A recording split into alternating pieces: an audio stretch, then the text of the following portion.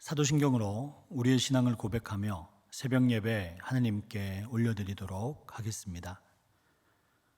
전능하사 천지를 만드신 하나님 아버지를 내가 믿사오며 그 외아들 우리 주 예수 그리스도를 믿사오니 이는 성령으로 잉태하사 동정녀 마리아에게 나시고 본디오 빌라도에게 고난을 받으사 십자가에 못 박혀 죽으시고 장사한 지 사흘 만에 죽은 자 가운데서 다시 살아나시며 하늘에 오르사 전능하신 하나님 우편에 앉아 계시다가 저리로서 산자와 죽은 자를 심판하러 오시리라. 성령을 믿사오며 거룩한 공예와 성도가 서로 교통하는 것과 죄를 사하여 주시는 것과 몸이 다시 사는 것과 영원히 사는 것을 믿사옵나이다. 아멘.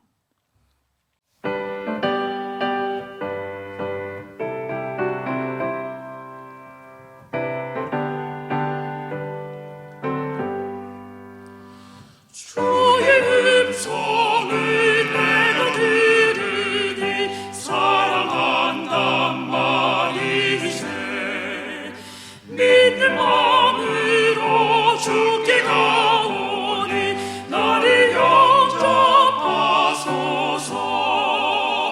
내가 매일 십자가 앞에 더 가까이 가오니 곳에 주의 흘린 몸의 피로써 나를 정케 하소서.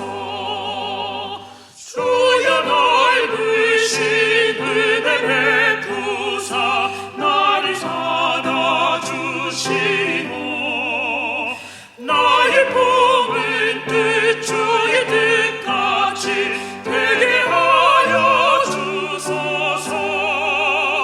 내가 매일 십자가 앞에 더 가까이 가오니 곳에 주의 흘린 몸의 피로써 나를 정케 하소서. 주의 보좌로 나갈 때에 어찌하니 기쁠까. 주의 얼굴을 항상 배우니 더욱 친근합니다. 내가 매일 십자가 앞에 더 가까이 가오니 곳에 주의 흘린 몸의 피로써 나를 정케 하소서. 우리 구주의 넓은 사랑을 증명할 자 없으며 주가 주시는 참된 기쁨도 헤아릴 수 없도다. 내가 매일 십자가 앞에 더 가까이 가오니 곳에 주의 흘린 몸의 피로써 나를 정케 하소서. 이 시간 우리에게 주시는 하나님의 말씀은 사무엘상 24장 16절에서 22절까지의 말씀입니다. 다윗이 사울에게 이같이 말하기를 마침에 사울이 이르되 내 아들 다윗아 이것이 내 목소리냐 하고 소리를 높여 울며 다윗에게 이르되 나는 너를 학대하되 너는 나를 선대하니 너는 나보다 의롭도다. 내가 나 선대한 것을 오늘 나타냈나니 여호와께서 나를 내 손에 넘기셨으나 내가 나를 죽이지 아니하였도다. 사람이 그의 원수를 만나면 그를 평안히 가게 하겠느냐. 내가 오늘 내게 행한 일로 말미암아 여호와께서 내게 선으로 갚으시기를 원하노라. 보라, 나는 내가 반드시 왕이 될 것을 알고 이스라엘 나라가 내 손에 견고히 설 것을 아노니 그런즉 너는 내 후손을 끊지 아니하며 내 아버지 집에서 내 이름을 멸하지 아니할 것을 이제 여호와의 이름으로 내게 맹세하라 하니라. 다윗이 사울에게 맹세하매 사울은 집으로 돌아가고 다윗과 그 사람들은 요새로 올라가니라. 아멘. 기도하겠습니다. 거룩하신 하나님, 오늘 우리를 하나님의 자녀로 불러주심에 감사를 드립니다. 하나님 아버지, 다윗이 악을 악으로 갚는 것이 아니라 악을 선으로 갚듯이, 그래서 사람이 변하는 것을 경험하였듯이 그렇게 우리도 날마다 삶 가운데서 우리의 주위의 이웃이 변하는 기적을 경험하게 하여 주시옵소서. 예수님이 이 땅에 오셔서 십자가로 넘실대는 악의 세상에서 방파제의 역할을 하셨습니다. 예수님 안에 있으면 악이 넘치지 아니할 것이요 우리가 예수님을 믿고 의지함으로 말미암아 악을 이길 힘, 악을 선으로 갚을 힘을 가지게 됨을 믿습니다. 예수님을 믿음으로 말미암아 주님 살아있는 삶을, 그리고 은혜가 충만한 삶을, 그리고 거룩한 삶을 사는 그리스도인이 되게 하여 주시옵소서. 주님의 말씀을 듣습니다. 하나님의 말씀을 듣고 결단하는 시간이 되게 하여 주옵소서. 예수님의 이름으로 기도드립니다. 아멘. 오늘은 악을 선으로 갚는 힘은 어디서 오는가라는 제목으로 하나님의 말씀을 전하도록 하겠습니다. 다윗은 사울이 자신의 수중에 들어왔고, 그리고 사울의 목숨을 빼앗을 수 있는데도 그것을 살려보낼 때 사람들의 말을 듣지 않았습니다. 하나님께서 어떻게 뜻하시는가를 들었어요. 근데 이게 되게 쉽지 않은 일입니다. 왜냐하면 절대절명의 순간 사람은 자기 위주로 생각하기 때문이거든요. 그런데 사람 말, 환경을 보면서 자신의 의지를 굳건하게 만드는 게 사람의 어떤 모습인데, 그 결정적인 순간에 하나님의 말을 듣는단 말이죠. 그리고 하나님의 뜻으로 돌이키는 역사가 일어난단 말입니다. 그것이 어떻게 지금 일어났는가? 즉 악을 선으로 갚는 그 힘은 과연 무엇인가? 그거에 대해서 한번 생각해 봤어요. 여러분이 매일 새벽마다 그리고 예배를 매일 드리는 것은 어떻게 보면요, 우리의 마음을 바꾸는 시간입니다. 왜 그러냐면 사람의 마음은 잘 바뀌기 어렵기 때문입니다. 오늘 보면 다윗이 사울에게 옷자락을 하나를 베어가지고 내가 당신을 죽일 수 있었지만 나는 헤아려 하지 않습니다 라고 얘기를 하죠. 그리고 다윗이 사울을 보면서 했던 표현이 있어요. 거기에 그 다윗의 신앙이 담겨 있습니다. 제가 읽어드립니다. 사무엘상 24장 11절입니다. 내 아버지여 보소서, 내 손에 있는 왕의 옷자락을 보소서. 내가 왕을 죽이지 아니하고 곧 옷자락만 베었은즉 내 손에 악이나 죄가가 없는 줄을 오늘 아실지니이다. 왕은 내 생명을 찾아 헤아려 하시나 나는 왕에게 범죄한 일이 없습니다. 제가 이 말씀을 읽는 순간 어디에 집중적으로 봤을까요? 다윗이 사울을 이렇게 표현합니다. 사울이여 이렇게 표현하지 않고 내 아버지여 이렇게 표현하죠. 사울은 다윗이 자신을 부르는 그 표현에 감동을 했어요.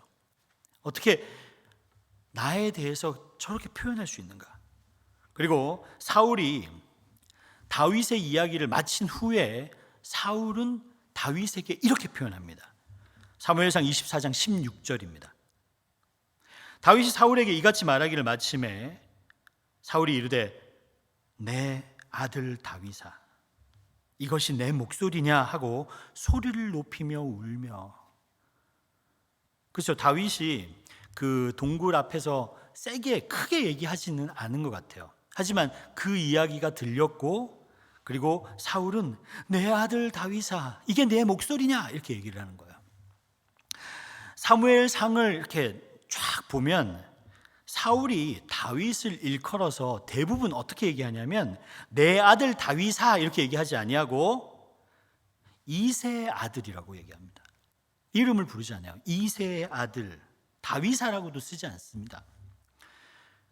한 번도 내 아들이라고 불러본 적이 없습니다. 그는 이새의 아들이지 내 아들이 아니었습니다. 그런데 왠지 정신을 차리고 보니까 다윗의 언어가 내 마음속에 들리는 그 순간 내 아들 다윗아, 내 집안 사람이 되는 거죠. 사울과 다윗은 법적으로 이미 아버지가 되고 아들이 되는 관계였지만, 그런데 다윗을 부르는 호칭은 그렇지 않았어요. 근데 어떠한 언어가 내한테 딱 들리는 순간, 사울에게 들리는 순간 사울도 그 마음의 언어가 바뀌어서 이렇게 얘기를 하죠. 왜 이런 일이 일어났는가? 그 얘기를 저 오늘 여러분과 하려고 해요. 서로 적이었어요. 마음속에 악이 품어지는 관계였는데 그 관계가 어떻게 풀릴 수 있는가? 그 이야기를 하려고 합니다. 그 이야기는 아주 간단합니다, 여러분. 그게 뭐냐면 내면에 있는 언어가 바뀌면 됩니다.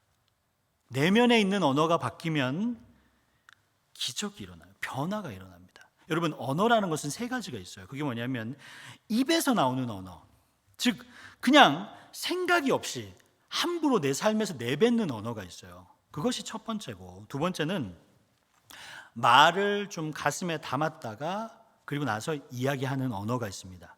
이 언어는 가슴과 가슴으로 전해지는 언어입니다.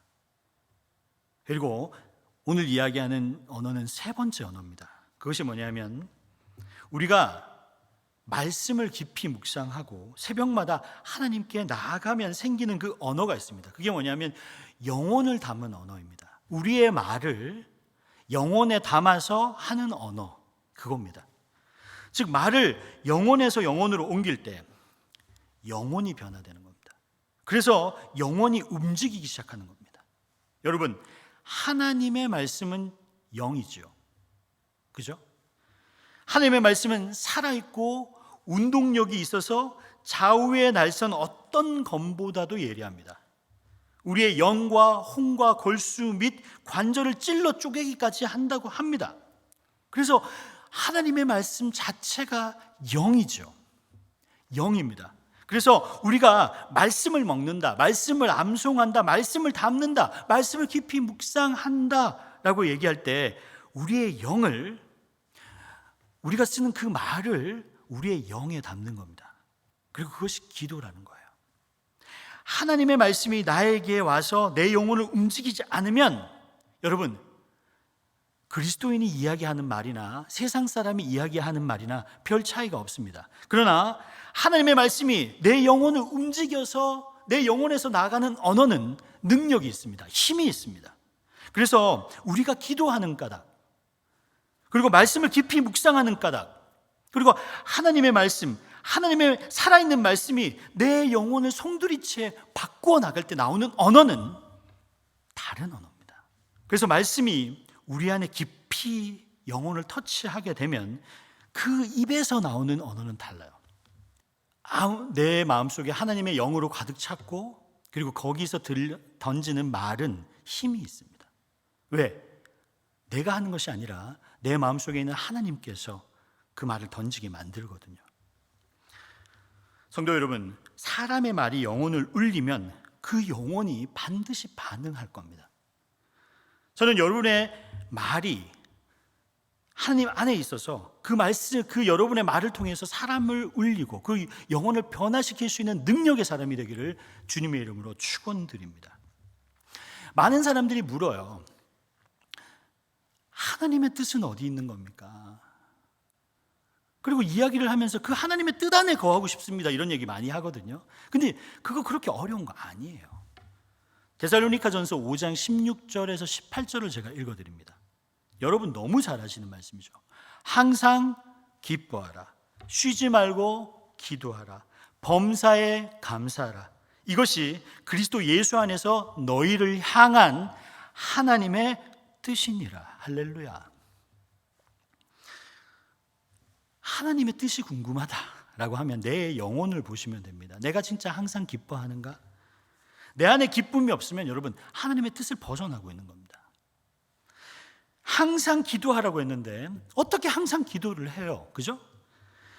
하나님이 내 안에 묵상이 되고 있는 것, 즉 하나님이 내 안에 계시는 것이 기도예요.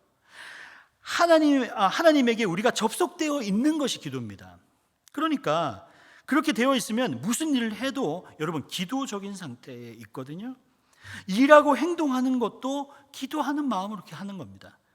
필요할 때만 우리가 생각나서 기도하는 것이 아니라 그분이 내 안에 계시고 내가 그분 안에 있다는 것은 24시간 하나님과 동행하는 삶이 시작되었고, 우리가 특별한 시간 그리고 구별된 시간을 내서 기도하는 것도 기도이지만 우리의 삶 전체가 기도적인 삶에 들어있고 그리고 기도적인 삶이 펼쳐지는 것을 이야기하고 있는 겁니다. 모든 일에 감사하라.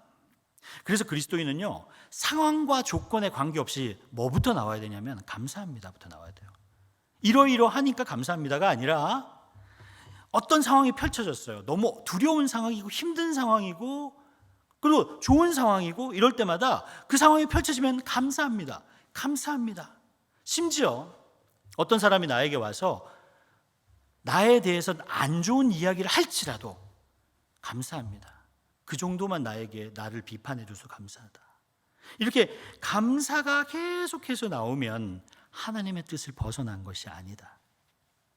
그러니 여러분이 말씀을 깊이 묵상하다 보면 그 말씀이 우리를 사로잡아요.